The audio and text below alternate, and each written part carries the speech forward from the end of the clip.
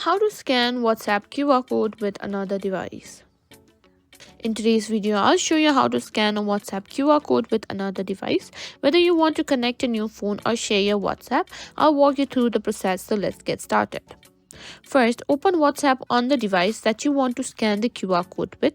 This could be another phone, tablet, or even a computer. Now, tap on the three dots or the settings icon, and from there, simply find an option that says link devices or WhatsApp web or desktop. Simply tap on that. Now on your screen, you'll see the option to link a device. Tap on it and the camera will open, allowing you to scan a QR code. Just take the second device, this one with the WhatsApp account you want to connect, and open WhatsApp on it, and simply hold the phone cameras over the QR code displayed on the other device. Once it's recognized, the device will connect automatically. And that's it. Now you know how to scan a WhatsApp QR code with another device.